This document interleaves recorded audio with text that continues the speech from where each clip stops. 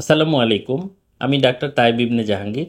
আমি একজন মানসিক রোগ বিশেষজ্ঞ, সহকারী অধ্যাপক সাইকিয়াট্রি হিসেবে কাজ করছি জাতীয় মানসিক স্বাস্থ্য ইনস্টিটিউটে। পাশাপাশি আমি রোগী দেখছি ধানমন্ডি পপুলারে। আজকে আমরা খুবই গুরুত্বপূর্ণ একটি টপিক নিয়ে কথা বলবো, যে টপিকটি আমাদের জীবনের সাথে ওতপ্রোতভাবে জড়িত। আমরা কোনো না কোনো সময় এসব প্রক্রিয়ার মধ্যে দিয়ে যাই বা কাছাকাছি এই জিনিসগুলোর আশেপাশ দিয়ে যাই। আমাদের পরিচিত অনেকেই, বন্ধু বান্ধব, প্রিয়জন, তাদেরকেও দেখি এই সমস্যাগুলির মধ্যে দিয়ে বা কাছাকাছি এগুলোর আশেপাশ দিয়ে যেতে দেখি। আজকে আমরা আলোচনা করব ডিভোর্স বা বিচ্ছেদ এবং ব্রেকআপ নিয়ে।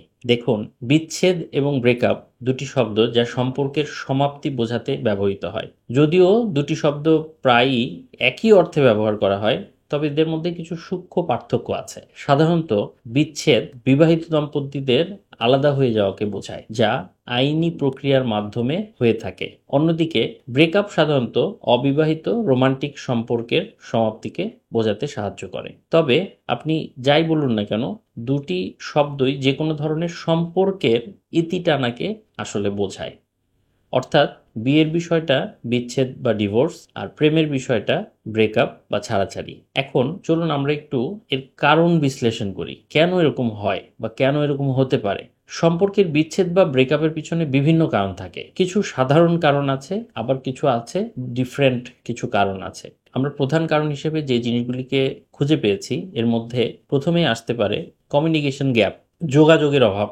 আপনার সঙ্গীর সাথে যদি সঠিকভাবে মনের ভাব প্রকাশ করতে না পারা যায় এবং একজন আরেকজনের কথা না বুঝে, তাহলে সম্পর্কের দূরত্ব তৈরি হয়। সময়ের সাথে সাথে এই দূরত্ব আরো বাড়তে থাকে এবং একসময় এটাই বিচ্ছেদের কারণ হতে পারে। কখনো কখনো বিশ্বাসঘাতকতা বা ট্রাস্ট ইস্যু তৈরি হতে পারে। সম্পর্কে প্রতারণা অথবা বিশ্বাসঘাতকতা বিশ্বাসকে যখন সম্পূর্ণভাবে ভেঙে দেয়, এটা প্রায়ই সম্পর্ক পুনরুদ্ধারের অযোগ্য করে ফেলে এবং বিচ্ছেদের দিকে নিয়ে যায়। ট্রাস্ট ইস্যু হলে কখনো কখনো এই সম্পর্ককে জোড়া লাগানো অলমোস্ট ইম্পসিবলের কাছাকাছি হয়ে যায়। মূল্যবোধ বা লক্ষ্যের অমিল, দুটি মানুষের জীবন দর্শন কিন্তু আসলে ডিফারেন্ট। ভবিষ্যৎ পরিকল্পনা, মূল্যবোধ, এগুলোর মধ্যেও বড় বড় পার্থক্য থাকে।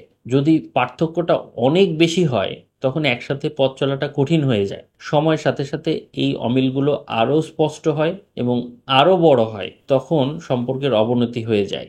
আমাদের একজন আরেকজনের প্রতি যদি রেসপেক্ট না থাকে, পারস্পরিক শ্রদ্ধা না থাকে, শ্রদ্ধার অভাব থাকলে, একজন আরেকজনকে সম্মান না করলে, যদি ছোট করা হয়, অবহেলা করা হয়, হেয় করা হয়, তখন এটা সম্পর্কের ভিত্তিকে দুর্বল করে ফেলে। একটি সুস্থ সম্পর্কের জন্য পারস্পরিক শ্রদ্ধা বা একজন আরেকজনকে রেসপেক্ট করা একদম খুবই অপরিহার্য। কখনো কখনো আর্থিক সমস্যা, টাকা পয়সা সংক্রান্ত চাপ, ভিন্ন ভিন্ন আর্থিক পরিকল্পনা বা অভ্যাস দম্পতিদের মধ্যে বড় ধরনের বিচ্ছেদের কারণ হিসেবে কাজ করে। এটা দেখা যায় যে প্রায়ই তাদের সম্পর্ককে শেষ করার জন্য একটা দিকে নিয়ে চলে যায়। ঘনিষ্ঠতার অভাব, শারীরিক এবং মানসিক ঘনিষ্ঠতার অভাব সঙ্গীদের মধ্যে মানসিক দূরত্ব তৈরি করে। সময়ের সাথে সাথে এই দূরত্ব সম্পর্কের মধ্যে একটা শূন্যতা তৈরি করে। বাহ্যিক হস্তক্ষেপ, যদি পরিবার, বন্ধু বা সমাজের অন্য কোনো পক্ষের অতিরিক্ত হস্তক্ষেপ বা চাপ আসে, তখন এই সম্পর্কের মধ্যে জটিলতা তৈরি হয় এবং এটা বিচ্ছেদের কারণ হিসেবে চলে আসতে পারে। যে কোনো ধরনের মানসিক বা শারীরিক নির্যাতন, সেটি একজন পুরুষ মেয়ের প্রতি অথবা একজন মেয়ে পুরুষের প্রতিও যদি হয়, এগুলি বিভিন্ন ধরনের প্রবলেম তৈরি করে, সম্পর্ককে বিষাক্ত করে ফেলে এবং সম্পর্ক ভেঙে যাওয়ার একটা কারণ হিসেবে কাজ করে। এসব কারণে যদি একটি সম্পর্ক ভেঙে যায়, এটার কিন্তু প্রভাব পড়ে। বিচ্ছেদ বা ব্রেকআপ ব্যক্তি জীবনে গভীর দীর্ঘস্থায়ী একটা প্রভাব তৈরি করে। কিছু সাধারণ প্রভাব হলো মানসিক প্রভাব, যেমন বিচ্ছেদের পরে ডিপ্রেশন হয়, বিষণ্ণতা হয়, অ্যাংজাইটি, উদ্বেগ হয়, লোনলিনেস, একাকিত্ব হয়, রাগ ওঠে, অ্যাঙ্গার, অপরাধ বোধ হয়, গিল্ট ফিল হয়, হতাশা আসে, এই ধরনের মানসিক সমস্যা চলে আসে। আবার কনফিডেন্স কমে যেতে পারে, রেসপেক্ট কমে যেতে পারে নিজের প্রতি, এগুলোও কিন্তু হয়ে থাকে।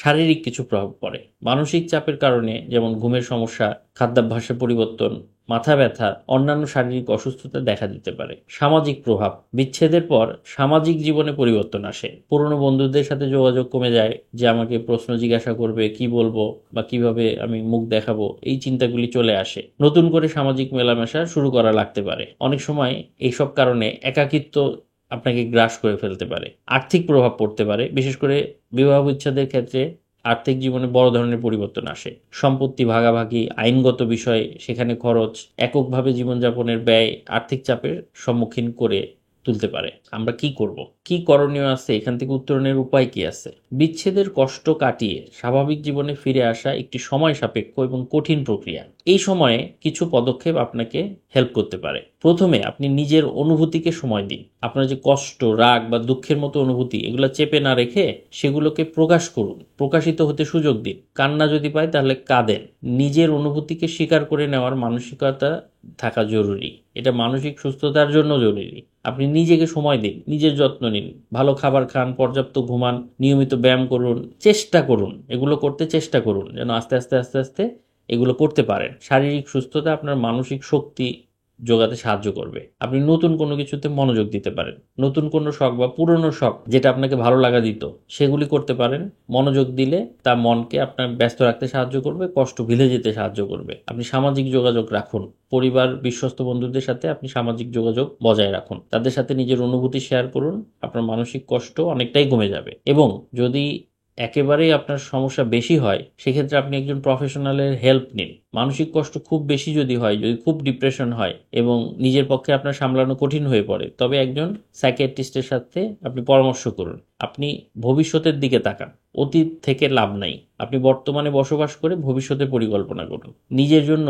নতুন লক্ষ্য আপনি নির্ধারণ করুন এবং সেই অনুযায়ী আপনি কাজ শুরু করেন। মনে রাখবেন যে একটা সম্পর্ক শেষ মানে এটা জীবনের শেষ না, বরং এটি নতুন একটি সূচনার সুযোগও। বিচ্ছেদ বা ব্রেকআপ জীবনের একটি বেদনাদায়ক অধ্যায় হলেও এটি মানুষকে মানসিকভাবে শক্তিশালী গড়ে তোলে। জীবন সম্পর্কে আপনার নতুন করে ভাবতে শেখায়। সঠিক পদক্ষেপ এবং মানসিকতার মাধ্যমে এই কঠিন সময় পার করে একটি সুন্দর ভবিষ্যতের দিকে এগিয়ে যাওয়া সম্ভব। একটা জিনিস মনে রাখতে হবে যে যখন বিচ্ছেদটা হয়ে যাচ্ছে বা ব্রেকআপটা হয়ে যাচ্ছে, আপনি তো এর আগে যথেষ্ট চেষ্টা করেছেন, দুজনই চেষ্টা করেছেন, কিন্তু শেষ পর্যন্ত হয়নি, এবং হয়নি বলেই বিচ্ছেদের পথে হাঁটতে হয়েছে অথবা ব্রেকআপ হয়েছে। এখন এটাকে কিভাবে আপনি কোপ করে ফেলবেন, এটার সাথে কিভাবে মানিয়ে নেবেন? আপনার জীবনে তো থেমে গেলে চলবে না। আপনার জীবন, ক্যারিয়ার, কোনো কিছুই থামানো যাবে না। কিভাবে আপনি সামনে আগাবেন, সেই জন্য এই বিষয়গুলি কিন্তু খুবই জরুরি। প্রিয় দর্শক, আপনাদের জীবনে যদি কখনো এ ধরনের কোনো সমস্যার দেখেন, কাছাকাছি এগুলোর মধ্যে দিয়ে যান, বা প্রিয়জন, পরিজন, বন্ধু বান্ধব, আত্মীয় স্বজন, তারাও যদি এই ধরনের কোনো কষ্টের মধ্যে দিয়ে যায়, সবসময় মনে রাখবেন যে একজন সাইকিয়াট্রিস্টের সাথে পরামর্শ করা আপনাকে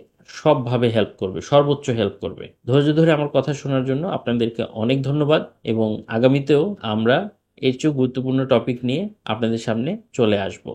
ধন্যবাদ।